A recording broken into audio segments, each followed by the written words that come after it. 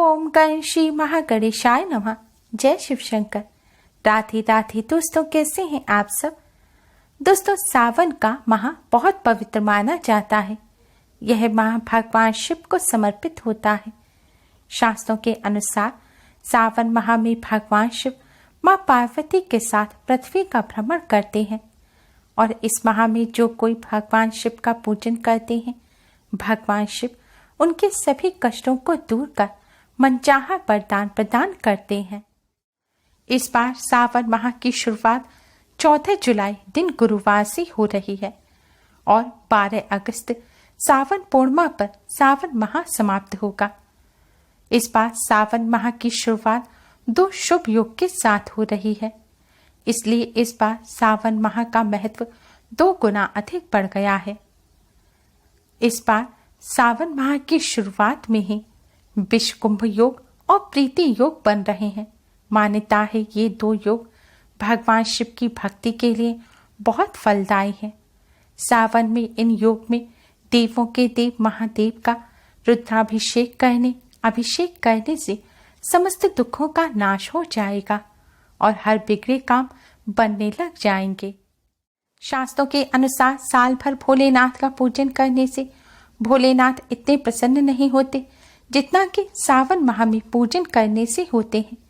इसलिए भक्त सावन माह में भोलेनाथ का व्रत करते हैं, जल से अभिषेक करते हैं और तरह तरह से पूजन उपाय कर भोलेनाथ की कृपा प्राप्त करते हैं। दोस्तों, भोलेनाथ को प्रसन्न करना बहुत ही आसान है। भोलेनाथ को प्रसन्न करने के लिए घंटों बैठकर मंत्र का जाप करना, जप हवन करना, दीप जलाकर भोलेनाथ का पूजन करना जरूरी नहीं है। भोलेनाथ तो अपने भक्त द्वारा श्रद्धा पूर्वक 1 लोटा जल चढ़ाने से ही प्रसन्न हो जाते हैं, इसलिए उन्हें भोले भंडारी कहा जाता है।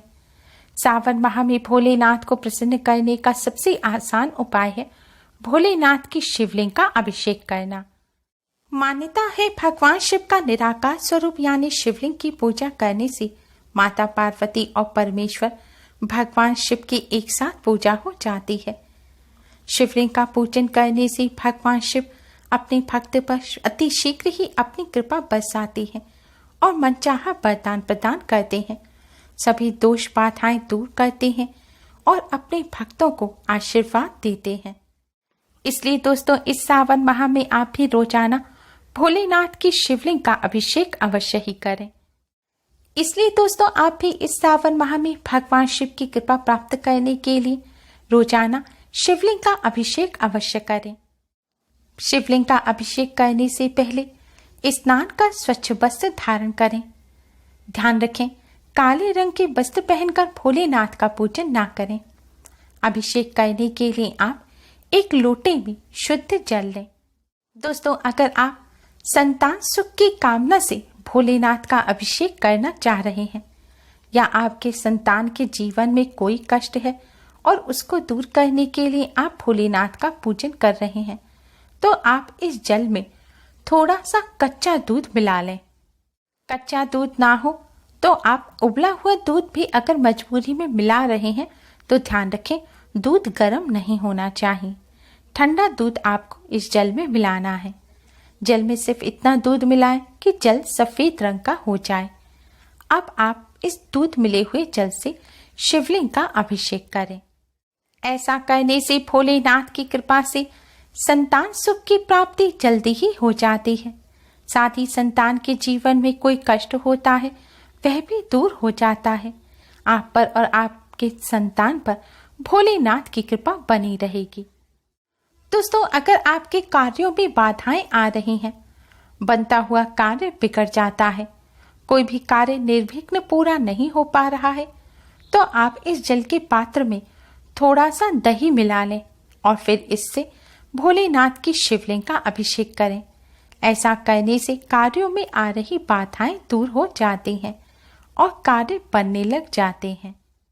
दोस्तों, अगर आपको बहुत ज्यादा गुस्सा आता है, आपकी किसी भी इंसान से बनती नहीं है, लड़ाई झगड़े होते रहते हैं या फिर समाज में, आस पड़ोस में, घर परिवार में आपको मान सम्मान नहीं मिल पा रहा है, तो आप इस जल के पात्र में थोड़ा सा शहद मिलाएं और फिर इस शहद मिले जल से शिवलिंग का अभिषेक करें।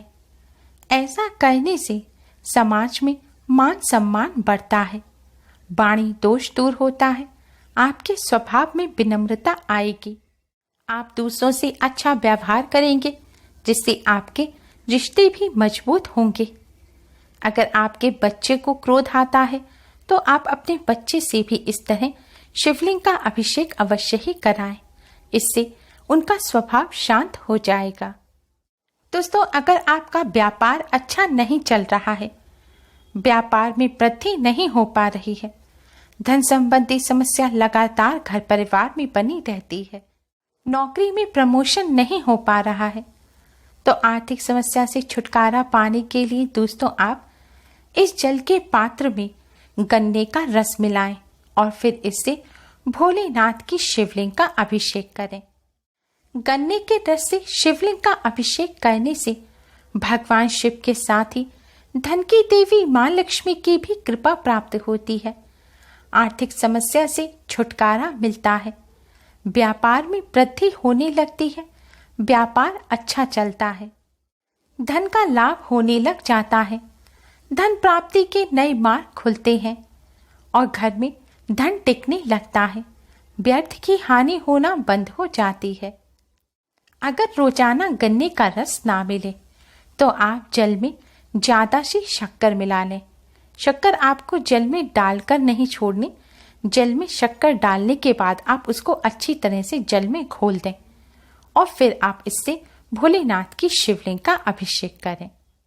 ऐसा करने से भी आपको लाभ प्राप्त होगा। अगर गन्ने के रस से कर रहे हैं तो ध्यान रखें आप सादा गन्ने का रस निकलवाएं, यानी कि रस में नींबू, नमक इत्यादि ना हो। दोस्तों, अगर आपका मन शांत नहीं रहता है, मानसिक तनाव रहता है, नींद की भी समस्या है, दिमाग को शांति नहीं मिल पा रही है, तो आप इस जल में थोड़ा सा इत्र मिलाएं। ध्यान रखें आपको इत्र मिलाना है, परफ्यूम नहीं, परफ्यूम में अल्कोहल होता है। आप केवड़े का, मोगरा का जो अलग से इत्र आता है वह ले सकते हैं। अगर इत्र ना मिले तो आप गुलाब जल भी मिला सकते हैं और फिर इस जल से आप शिवलिंग का अभिषेक करें। ऐसा करने से आप देखेंगे सावन माह में ही आपके मन को शांति मिल जाएगी। भोलेनाथ की कृपा से मानसिक तनाव, स्ट्रेस दूर हो जाएगा और मन खुश रहने लगेगा, आपको पॉजिटिव एनर्जी का एहसास होगा। दोस्तों, अगर आप लंबे समय से बीमार चल रहे हैं या फिर कोई बीमारी है जो आपका पीछा नहीं छोड़ रही, एक बीमारी खत्म नहीं होती कि दूसरी शुरू हो जाती है, स्वास्थ्य ठीक नहीं रहता, तो आप इस जल में शुद्ध घी मिलाएं। आप अपनी इच्छा अनुसार घी मिला सकते हैं, ज्यादा ना मिला सके तो आप 2-4 बूंद ही घी इस जल में मिला लें और फिर इससे शिवलिंग का अभिषेक करें। ऐसा करने से भोलेनाथ की कृपा से स्वास्थ्य अच्छा हो जाता है, जल्द ही बीमारी दूर होती है और कष्टों से छुटकारा मिलता है। अगर आपके परिवार में किसी को बीमारी है और वह जल नहीं चढ़ा सकते तो आप जल चढ़ाकर उनके लिए प्रार्थना कर सकते हैं। अगर आपका भाग्य आपका साथ नहीं दे रहा है, बनते हुए कार्य बिगड़ जाते हैं या आप पितृदोष से पीड़ित हैं, तो आप जल में थोड़ी सी काले तिल मिलाकर उससे शिवलिंग का अभिषेक करें। ऐसा करने से समस्त पापों का नाश हो जाता है, भाग्य साथ देने लगता है, साथ ही पितृदोष भी भोलेनाथ की कृपा से जल्द ही दूर हो जाता है। अगर आप मोक्ष की कामना कर रहे हैं तो आप जल में गंगा जल मिलाकर उससे शिवलिंग का अभिषेक करें। ऐसा करने से भोलेनाथ की कृपा से मोक्ष की प्राप्ति होती है। दोस्तों, अगर आप सभी सांसारिक सुख प्राप्त करना चाहते हैं, आप चाहते हैं आपके जीवन में किसी भी प्रकार की कोई कमी ना रहे, सुख समृद्धि और ऐश्वर्य की प्राप्ति हो, तो आप जल में थोड़ा सा कच्चा दूध, दही, घी, शहद, शक्कर और गंगा जल मिलाकर इससे भोलेनाथ की शिवलिंग का अभिषेक करें। ऐसा करने से भोलेनाथ की असीम कृपा प्राप्त होती है और जीवन में सभी सुख प्राप्त होते हैं। सुख, समृद्धि और ऐश्वर्य की प्राप्ति होती है।